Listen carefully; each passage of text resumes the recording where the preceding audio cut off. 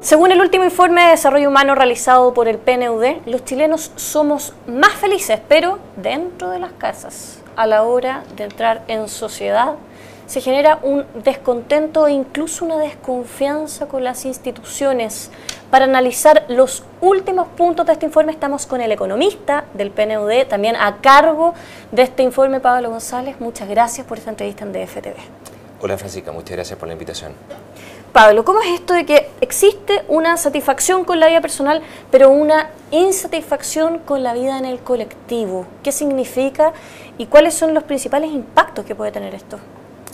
Ambas dimensiones son importantes y no tienen por qué coincidir necesariamente. Y de hecho en Chile ha habido un aumento con la satisfacción con la propia vida, con los logros que las personas tienen, y al mismo tiempo un aumento de la desconfianza con las instituciones o una mala evaluación de las oportunidades que ofrece Chile.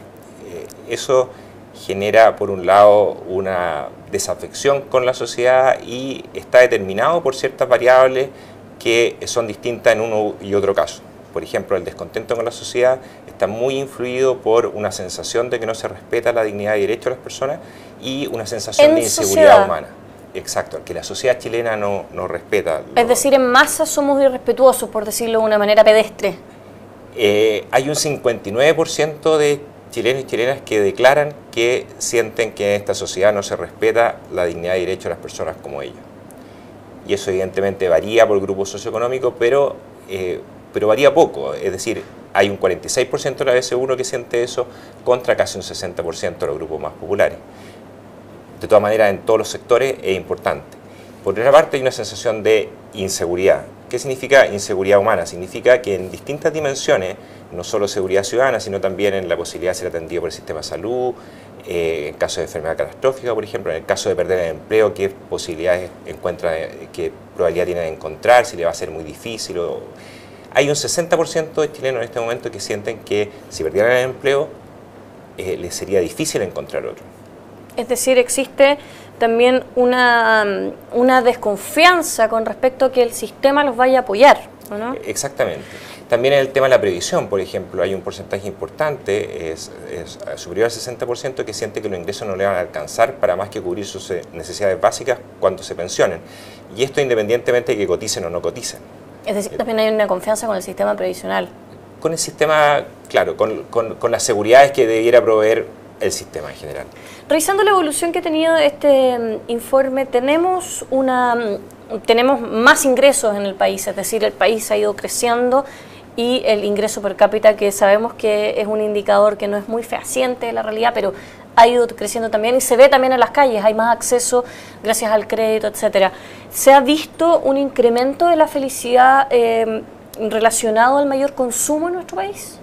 Los principales determinantes del consumo, claro, tiene que ver en cierta medida con la satisfacción de necesidades especialmente básicas y con tener un buen estado de salud.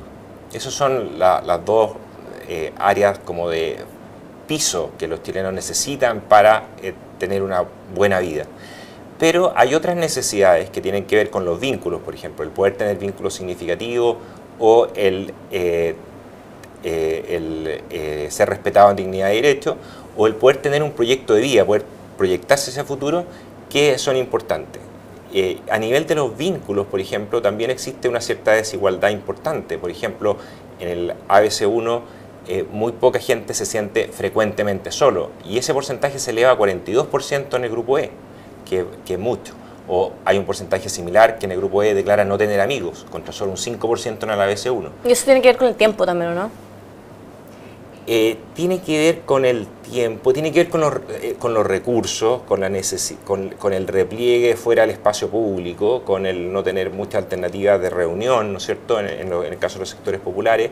Y en el caso de los sectores de mayor ingresos tiene que ver con la falta de tiempo, con tiempo para generar vínculos. Hay un cierto agobio por el tiempo en algunos grupos.